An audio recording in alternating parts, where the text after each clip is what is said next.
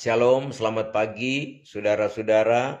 Ya, kita bersyukur kepada Tuhan atas segala kebaikan Tuhan, pertolongan Tuhan sehingga kita boleh dimampukan oleh Tuhan untuk ada di hadirat Tuhan. Nah, saudara, pada saat ini kita akan kembali sama-sama kita akan belajar firman Tuhan.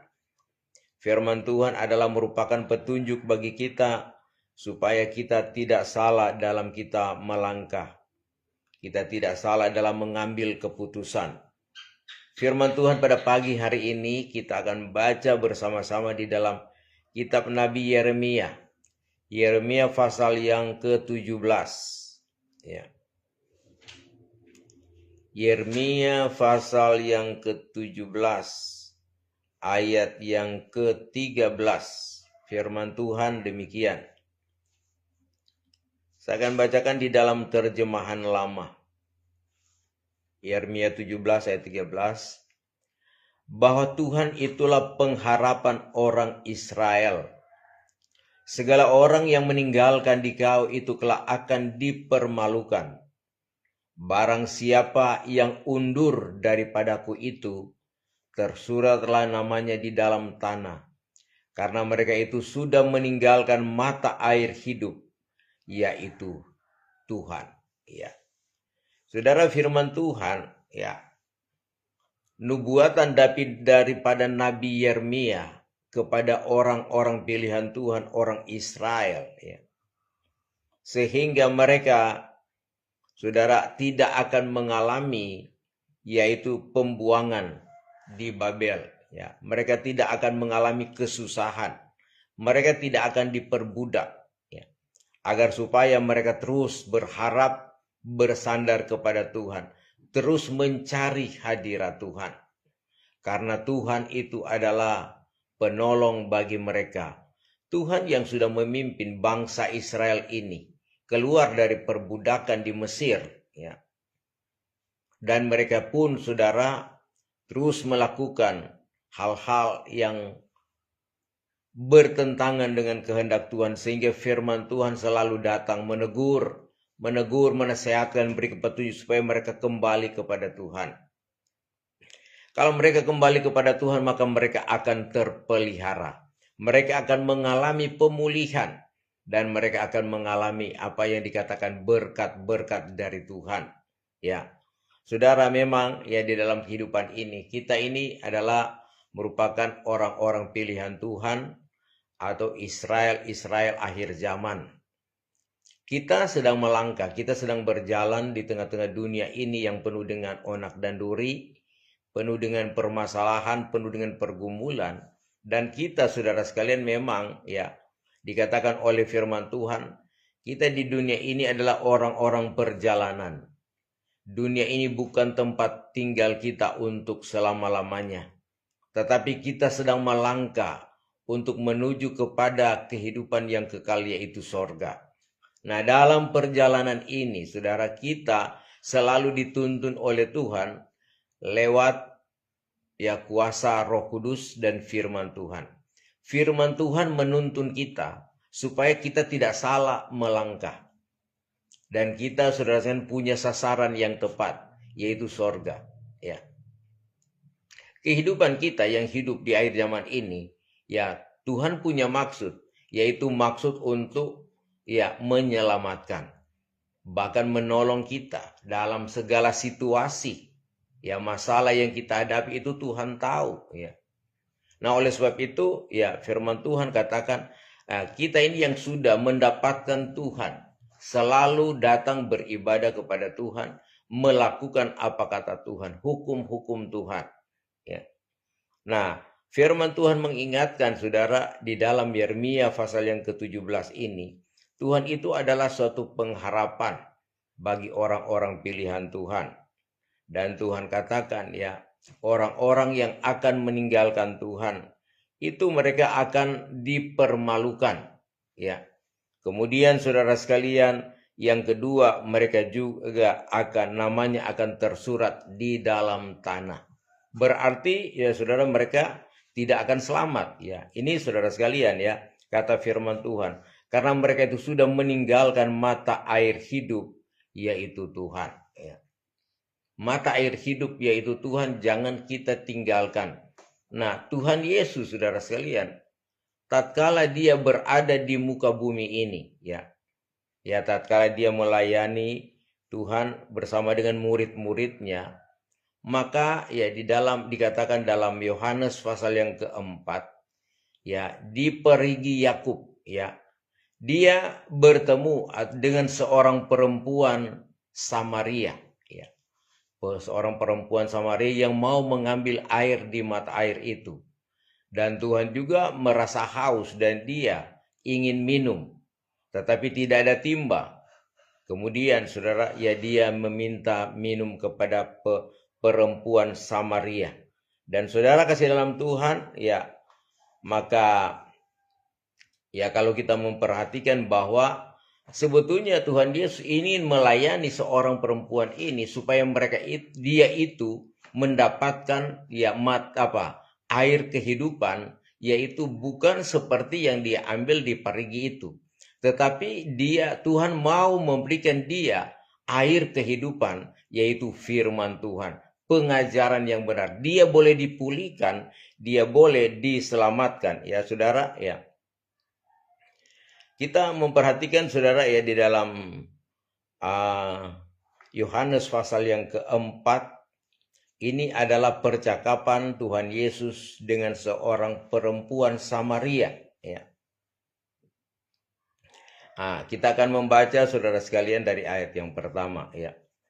Ketika Tuhan Yesus mengetahui bahwa orang Farisi telah mendengar bahwa ia memperoleh dan membaptis murid lebih banyak daripada Yohanes, meskipun Yesus sendiri tidak membaptiskan melainkan murid-muridnya. Ia pun meninggalkan Yudea dan kembali ke Galilea. Ia harus melintasi daerah Samaria, maka sampailah ia ke sebuah kota di Samaria yang bernama Sikar, dekat tanah yang diberikan Yakub dahulu kepada anak-anaknya Yusuf. Di situ terdapat sumur Yakub. Yesus sangat letih dan oleh perjalanan, karena itu ia duduk di pinggir sumur itu. Hari kira-kira pukul 12. Maka datanglah seorang perempuan Samaria hendak menimba air. Kata Yesus kepadanya, "Berilah aku minum." Sebab murid-muridnya telah pergi ke kota membeli makanan. Maka kata perempuan Samaria itu kepadanya, "Masakan engkau seorang Yahudi minta minum kepadaku seorang Samaria?" Sebab orang Yahudi tidak bergaul dengan orang Samaria. Ya, ayat yang ke-10. Jawab Yesus kepadanya, "Jikalau engkau tahu tentang karunia Allah, dan siapakah dia yang berkata kepadamu, 'Berilah aku minum,' niscaya engkau telah meminta kepadanya, dan ia telah memberikan kepadamu air hidup." Ya, dia akan memberikan kepadamu air hidup jika dia tahu siapa yang berbicara dengan dia. Ayat 11. Kata perempuan itu kepadanya, "Tuhan, engkau tidak punya timba dan sumur ini amat dalam. Dari manakah engkau memperoleh air hidup itu? Adakah engkau lebih besar daripada bapa kami Yakub yang memberikan sumur ini kepada kami dan yang telah minum sendiri dari dalamnya, ia serta anak-anaknya dan ternaknya?" Jawab Yesus kepadanya, "Barang siapa yang minum air ini, ia akan haus lagi. Tetapi barang siapa yang minum air yang akan kuberikan kepadanya, ia tidak akan haus untuk selama-lamanya. Sebaliknya, air yang akan kuberikan kepadanya akan menjadi mata air dalam dirinya yang terus-menerus memancar sampai pada hidup yang kekal." Nah, inilah yang dimaksudkan saudara sekalian, ya, air kehidupan yang daripada Tuhan yang akan memberikan kehidupan yang kekal akan ada dalam setiap kehidupan kita, ya. Perempuan Samaria ini tatkala dia, ya, menerima apa yang Tuhan Yesus katakan, maka dia saudara sekalian menjadi saksi. Sebab itu banyak orang-orang Samaria yang bertobat karena kesaksian daripada seorang perempuan ini. air kehidupan adalah berbicara tentang firman Tuhan. Ya saudara, firman Tuhan inilah yang dikatakan oleh Tuhan sendiri dalam Mazmur 23. Saudara sekalian, dia adalah gembala yang baik. Ya, gembala yang baik itu menuntun domba-dombanya ke air yang tenang, ya, ke rumput yang hijau dan air yang tenang. Artinya saudara, diberi makan dan diberi minum oleh Tuhan. Dan saudara kasih dalam Tuhan, berbicara tentang firman Tuhan, ya, firman Tuhan adalah merupakan kehidupan kita. Ya, firman Tuhan inilah saudara sekalian yang membuat kita sampai pada saat ini ya bisa dikuatkan, diselamatkan oleh Tuhan. Kita mengenal Tuhan, ya, mengenal Tuhan, Tuhan yang ajaib, Tuhan yang luar biasa, yang menuntun kita dan akan terus membawa kita kepada rumah kediamannya yang kekal, yaitu sorga. Itu Tuhan, saudara. Nah, saudara kasih dalam Tuhan, ya, di hari-hari ini memang kita diperhadapkan dengan pergumulan yang memang sangat berat, ya, sangat-sangat sukar. Sebab saudara, ya, tantangan akhir zaman ini lebih berat. Namun saudara sekalian, ya, kita lihat bahwa sebetulnya tantangan ini yang terjadi adalah penggenapan firman Tuhan. Firman Tuhan saudara sekalian dikatakan tidak adakan satu yang hilang, tetapi semua akan terjadi. Semua yang dinubuatkan akan terjadi.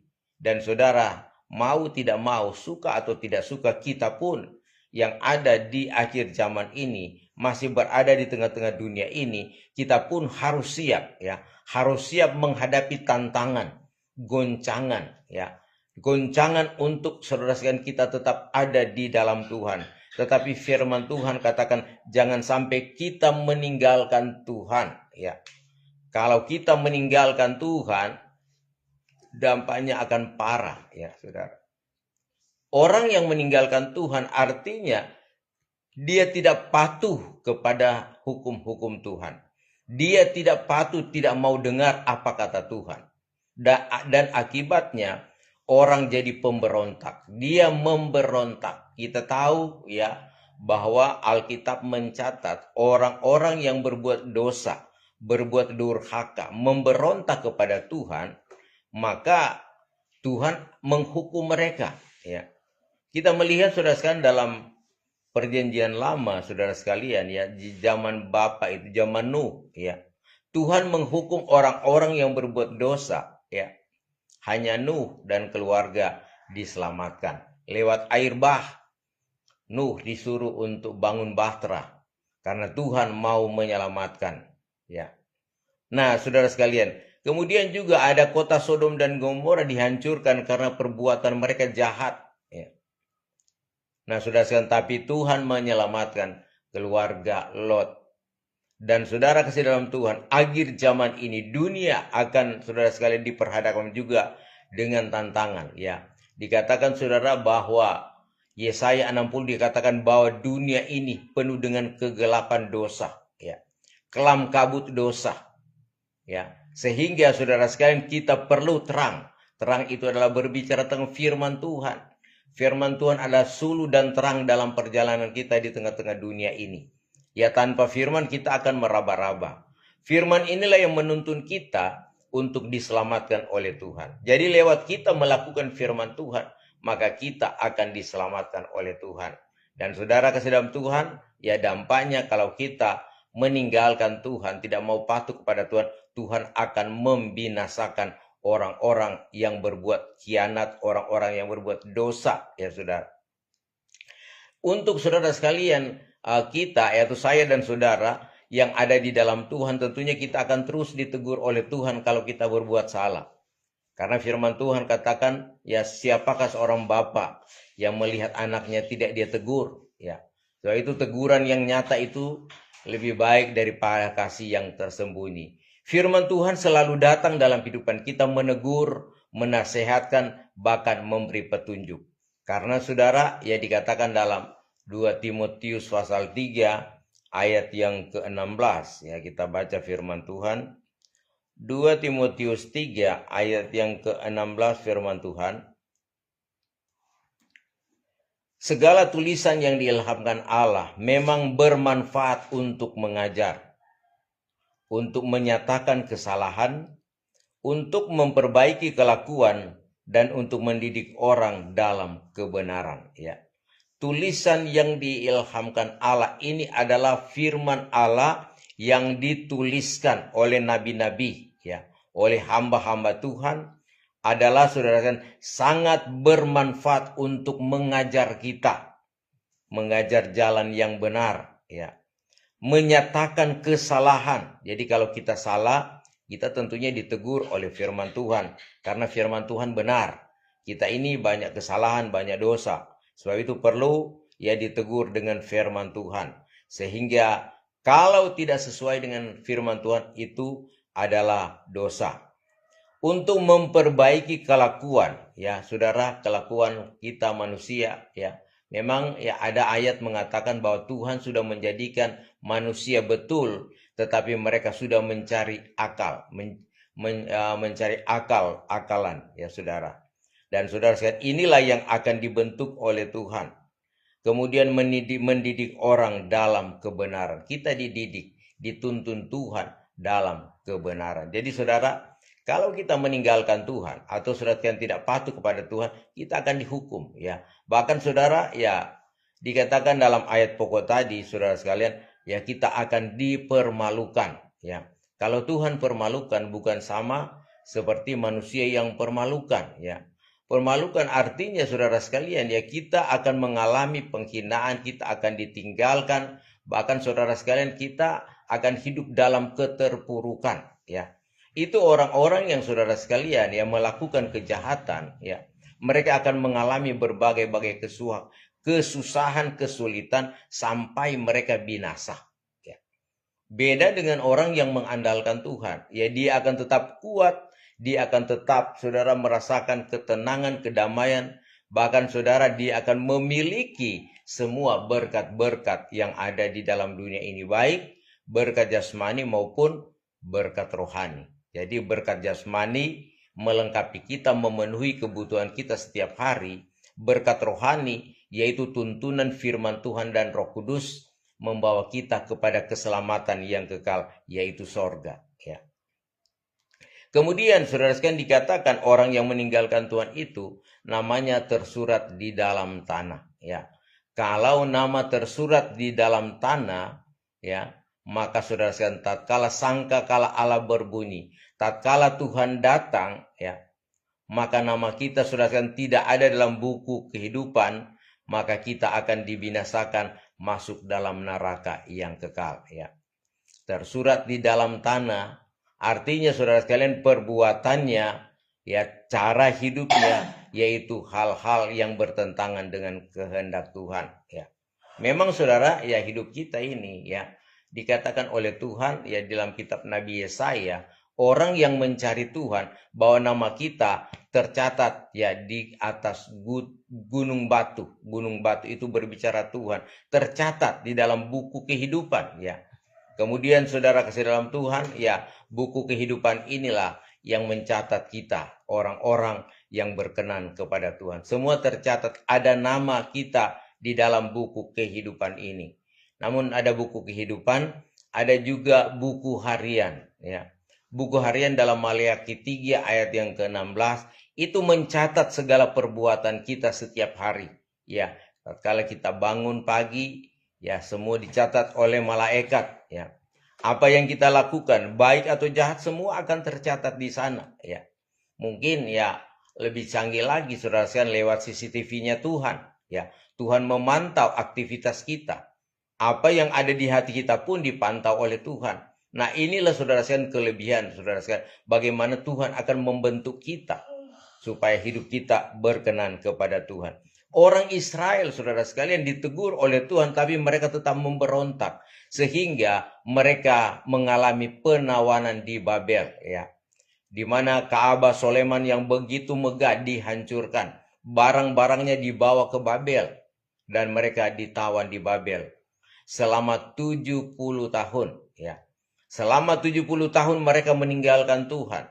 Maka selama 70 tahun juga Tuhan, ya, membiarkan mereka dijajah atau diperbudak di Babel, ya. Nah, ini saudara sekalian, ya, mengingatkan kita bahwa Tuhan tidak main-main, saudara sekalian, dengan keselamatan. Sebab itu orang yang tetap setia, orang yang selalu mencari hadirat Tuhan, itu saudara sekalian ada penghargaan daripada Tuhan. Yaitu Tuhan akan tetap menyertai, Tuhan akan tetap menolong, bahkan saudara apapun yang menjadi kebutuhan kita setiap hari diadakan oleh Tuhan. Karena dia gembala yang baik. Nah saudara kasih dalam Tuhan ya, kita pun di hari-hari ini memang ya, kita diperhadapkan dengan dua pilihan ya, mau melakukan kehendak Tuhan atau ya tidak mau melakukan. Mau memiliki kehidupan yang kekal atau tidak, saudara sekalian. Kehidupan kekal ya saudara sekalian, yang ada di sorga atau di neraka, ini pilihan. Ya, di hari-hari ini kita akan melihat tantangan-tantangan, bencana-bencana yang sedang terjadi menimpa umat manusia. Di mana sudah gempa-gempa bumi yang terjadi di hari-hari ini menimbulkan banyak korban. Peperangan-peperangan yang terjadi meminta banyak korban. Bahkan saudara sekalian kita berada di meterai yang keempat ya. Dalam Wahyu pasal yang ke-6 ya. Dunia saudara sekalian yang akan meminta korban, 1/4 umat manusia akan menjadi korban ya. Mari kita akan membaca saudara sekalian Wahyu pasal yang ke-6.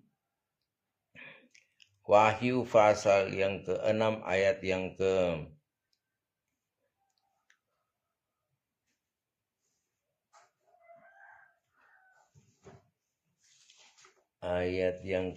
apa?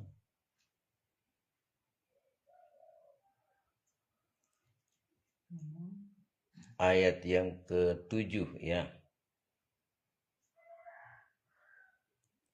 Ayat 7 dan ayat yang ke-8 firman Tuhan berbunyi demikian. Dan ketika anak domba itu membuka meterai yang keempat, aku mendengar suara makhluk yang keempat berkata, "Mari." Dan aku melihat sesungguhnya ada seekor kuda hijau kuning, dan orang yang menungganginya bernama Maut, dan kerajaan maut mengikutinya. Dan kepada mereka diberikan kuasa atas 1/4 dari bumi untuk membunuh dengan pedang dan dengan kelaparan dan sampar dan dengan binatang-binatang buas yang di bumi. Ya, saudara, ya. Meterai keempat tatkala dibuka saudara sekalian, maka keluarlah kuda hijau kuning, atau dalam terjemahan lama dikatakan kuda kelabu. Kelabu itu artinya perpaduan antara putih dan hitam. Putih adalah berbicara tentang kebenaran, hitam adalah berbicara tentang kejahatan. Ini pertarungan antara kebenaran dan kejahatan. Dan di dunia ini tentunya kita akan melihat bahwa apa yang sedang terjadi ya, yang putih bisa dihitamkan, yang hitam bisa diputihkan. Itu duniawi. Tetapi saudara, orang yang ada di dalam Tuhan, yang hidup dalam kebenaran, tetap akan terpelihara. Dan saudara, ya dikaruniakan ya, orang yang menunggangi kuda itu ya dikaruniakan menunggangi bernama orang namanya itu Maut ya, berbicara tentang kuasa kegelapan. Kepada mereka diberikan kuasa atas 1/4 dari bumi untuk membunuh ya. 1/4 umat manusia di muka bumi akan dibunuh melalui pedang ya. Pedang adalah berbicara tentang perang, melalui kelaparan juga ya, akan memintakan korban, kemudian sampar ya, berbagai-bagai penyakit, kemudian binatang-binatang buas di bumi, berbicara tentang pemimpin-pemimpin dunia yang saudara kasih dalam Tuhan tidak mengenal Tuhan. Mereka akan membunuh orang-orang yang tidak setia dan tidak patuh. 1/4 umat manusia akan menjadi korban. Jadi peperangan-peperangan yang terjadi, konflik-konflik yang terjadi di tengah-tengah dunia ini, kematian-kematian menggenapi 1/4 umat manusia akan mati, saudara kasih dalam Tuhan. Nah ini saudara sekalian berbicara tentang pertarungan antara terang dan gelap. Jadi orang yang mencari kebenaran terkadang saudara sekalian ya menghadapi hambatan, dihambat, dihalangi ya. Bahkan saudara sekalian pemberitaan firman Tuhan pun di berbagai tempat itu dihalangi. Bahkan ibadah pun sekarang saudara sekalian ada di beberapa tempat itu dihentikan dengan paksa. Nah, ini saudara sekalian pertarungan, ya. Kebenaran akan diberitakan, namun kejahatan atau kegelapan itu akan menutupi. Tetapi saudara sekalian, ya, kata firman Tuhan, rencana Tuhan itu tidak akan gagal, ya. Tuhan, saudara sekalian, memanggil kita, dia juga yang akan menyempurnakan. Panggilan Tuhan, saudara, itu adalah, saudara sekalian, abadi, ya. Panggilan Tuhan untuk menyelamatkan saya dan saudara, sebab itu kita terus ada di dalam Tuhan. Memang saudara sekalian, hidup di dalam Tuhan juga tidak enak-enak, ya. Pikul salib, ya. Tanggung dosa, pikul salib, sangkal diri. Artinya tidak mengikuti cara kita, tetapi mengikuti cara Tuhan dan kehendak Tuhan. Ikut Tuhan, ya saudara. Sebab itu saudara, ya, pengalaman daripada Rasul Paulus, ya, dalam dia mengiring Tuhan, melayani pekerjaan Tuhan, lebih banyak dia menghadapi berbagai-bagai masalah, persoalan, tantangan, kesulitan. Tetapi tatkala dia merasakan lawatan Tuhan, semua itu hilang, ya. Semua masalah salib yang dia pegang, dia pikul, dia tanggung, itu dikuatkan, dimampukan oleh Tuhan. Sebab itu disuratkannya di dalam Roma pasal 8 ayat yang ke-18, ya. Rum 8 ayat 18, kata firman Tuhan. Kita membaca firman Tuhan. Sebab aku yakin bahwa penderitaan zaman sekarang ini tidak dapat dibandingkan dengan kemuliaan yang akan dinyatakan kepada kita nanti, ya. Sengsara pergumulan yang dialami oleh Rasul Paulus itu tidak sebanding dengan kemuliaan yang Tuhan akan berikan nanti apabila dia tetap setia, yaitu kehidupan yang kekal senang selama-lamanya dengan Tuhan Yesus di sorga. Ini yang saudara sekalian, dia melihat ke sana, sehingga meskipun sulit dia tetap ada di hadirat Tuhan. Kita pun saudara kasih dalam Tuhan, ya, hamba-hamba Tuhan, anak-anak Tuhan yang selalu datang di hadirat Tuhan. Kenapa kita mau beribadah kepada Tuhan? Kenapa kita mau saudara sekalian bangun pagi-pagi? Karena saudara sekalian kita memandang kepada pahala, ya. Kita tidak memikirkan kesenangan jasmani kita, ya. Memang kalau mau disuruh dipilih, ya, lebih baik kita masih tidur-tidur, ya, jam-jam seperti ini, ya masih suka tidur pulas. Tetapi saudara sekalian, bukan itu yang kita pikirkan. Kalau kita datang kepada Tuhan, kita sedang merancang kehidupan yang kekal di dalam Tuhan, ya. Bagaimana pengalaman Nabi Musa? Nabi Musa, saudara sekalian, di istana Firaun, saudara sekalian, ya. Dia itu sebetulnya ya sudah hidup tenang, sudah hidup damai, tetapi dia saudara kan tidak suka, ya, kedamaian, ketenangan yang sesaat, yaitu dari dunia. Karena itu ya akan membawa kepada kebinasaan. Dia lebih suka, saudara sekalian, ya, menderita sengsara bersama-sama orang pilihan Tuhan daripada kesenangan yang sesat, ya. Itu dikatakan saudara sekalian oleh Rasul Paulus juga dalam Ibrani pasal yang ke-11, ya. Ibrani 11 ayat yang ke-24 mulai dikatakan begini, ya. Karena iman maka Musa setelah dewasa menolak disebut anak putri Firaun, ya. Setelah dewasa Musa menolak dikatakan anak putri Firaun. Seharusnya saudara sekalian, ya, kalau jadi anak putri itu luar biasa. Pemeliharaan kebutuhan, ya, kebutuhan finansial ada, ya, tidak akan kekurangan. Tetapi dia menolak, saudara sekalian. Apa sebab, ya? Ayat 25. Karena ia lebih suka menderita sengsara dengan umat Allah daripada untuk sementara menikmati kesenangan dari dosa, ya saudara. Dia, saudara sekalian, rela, ya, menderita sengsara bersama orang-orang yang terjajah pada waktu itu, sedang diperbudak, daripada ya menikmati kesenangan dari dosa, ya. Ayat 26. Ia menganggap penghinaan karena Kristus sebagai kekayaan yang lebih besar daripada semua harta Mesir, sebab pemandangannya ia arahkan kepada upah, ya saudara. Dia memandang kepada upah, ya saudara. Kita pun saudara sekalian, ya, kalau kita mengambil keputusan lebih suka kita bangun pagi-pagi, ya, lebih suka kita menyangkal diri, datang kepada Tuhan, mendengar firman Tuhan, karena saudara sekalian kita memandang kepada upah kita, keselamatan yang kekal. Sebab itu saudara kasih dalam Tuhan, dalam kita datang beribadah kepada Tuhan, ini adalah merupakan, saudara sekalian, hal yang berbicara keselamatan bagi kita, ya.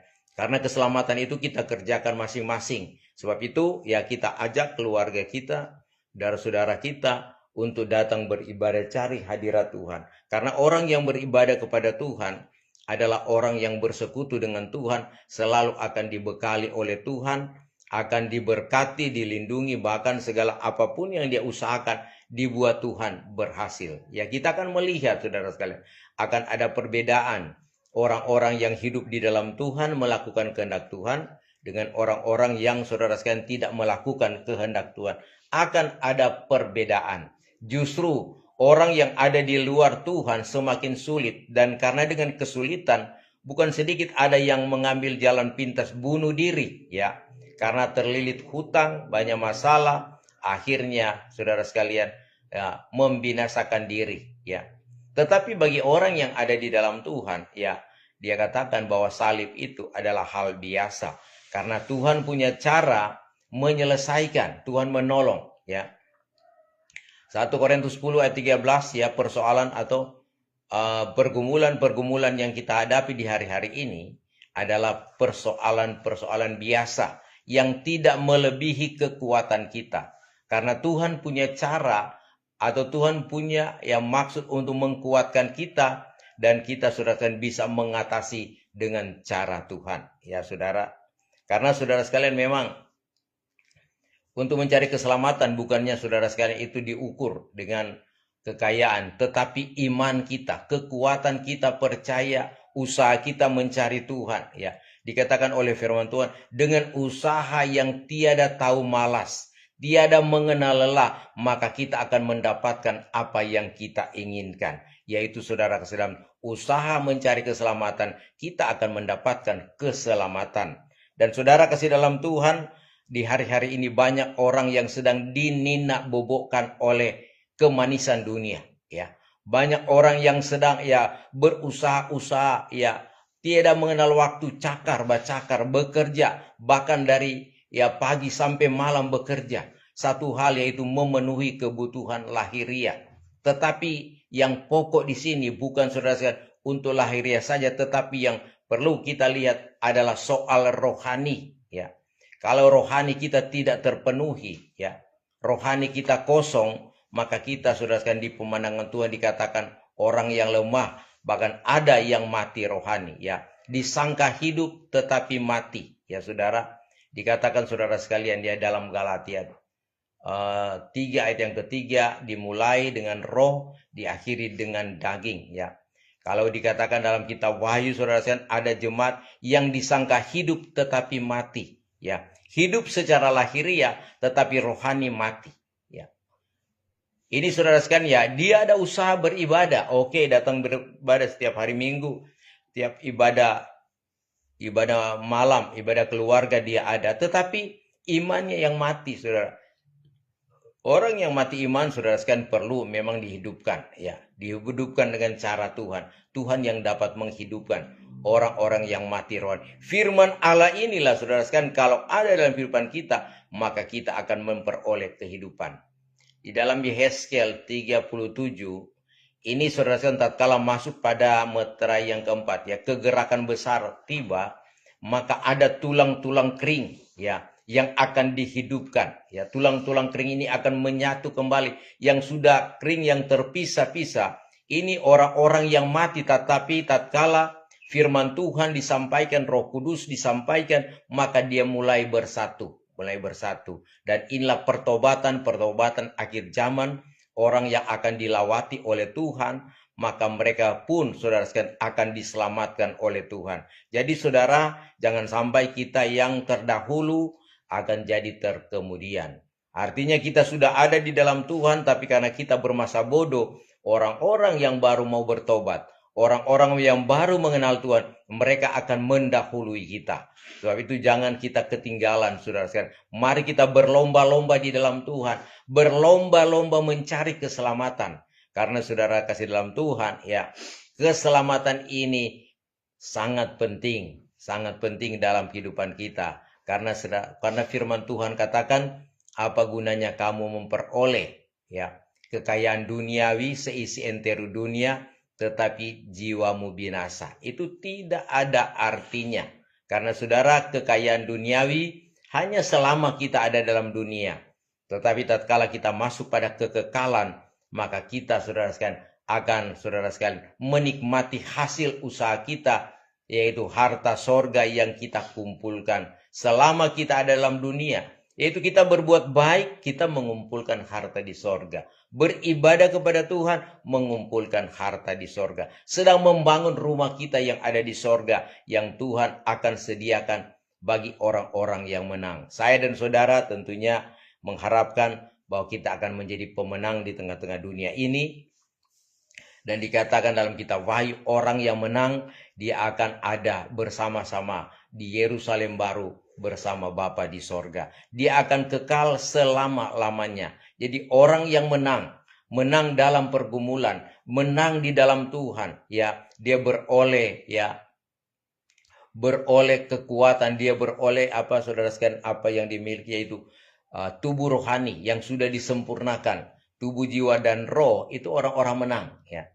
Dan saudara sekalian, kalau di akhir zaman ini, ya, kita akan disempurnakan tubuh, jiwa, dan roh, akan menikah menjadi pengantin Tuhan. Dan inilah gereja yang akan diangkat oleh Tuhan, ya saudara sekalian, pada meterai yang ke-6, keangkatan. Tetapi memang ini melewati, ya, meterai yang ke-5 juga, masa-masa sulit, ya, masa-masa sukar, di mana ada, saudara sekalian, penganiayaan besar-besaran bagi orang-orang yang beribadah kepada Tuhan, ya. Tetapi ada yang memang, ya, diuntukkan oleh Tuhan. Ada orang-orang hamba-hamba Tuhan yang akan mati syahid. Mati syahid artinya, saudara, mati karena memberitakan firman Tuhan, melayani Tuhan. Mereka dibunuh. Tetapi memang, saudara sekalian, meskipun mereka mati, tetapi mereka akan berpindah tempat kepada kehidupan yang kekal, yaitu bersama-sama dengan Tuhan. Tetapi ada juga yang dipersiapkan oleh Tuhan untuk masuk pada keangkatan atau raptur pada meterai yang ke-6. Ini berbahagia orang yang akan diangkat, ya, ke awan-awan yang permai. Karena sudah sekarang dunia akan diperhadapkan dengan zaman antikris, ya. Sesudah kegerakan besar 3,5 tahun, maka ada 3,5 tahun zaman antikris. Tetapi gereja Tuhan sudah sempurna, sudah diangkat, terhindar dari penganiayaan daripada kuasa kegelapan atau iblis, yaitu ular yang berkepala 7 ini, saudara sekalian, yang senantiasa menghambat gereja Tuhan, ya, selalu mencelakakan, membinasakan, bahkan saudara sekalian, ya, membunuh, ya saudara. Ini sasaran kuasa kegelapan. Sebab itu mari kita tetap kuat di dalam Tuhan, dan kita tetap mengandalkan Tuhan, tetap setia cari Tuhan, karena tidak rugi kita cari Tuhan. Tetapi saudara sekalian, kita akan memperoleh kehidupan yang kekal. Puji Tuhan, firman Tuhan sampai di sini. Kita akan masuk pada doa dan penyembahan. Kita angkat pujian.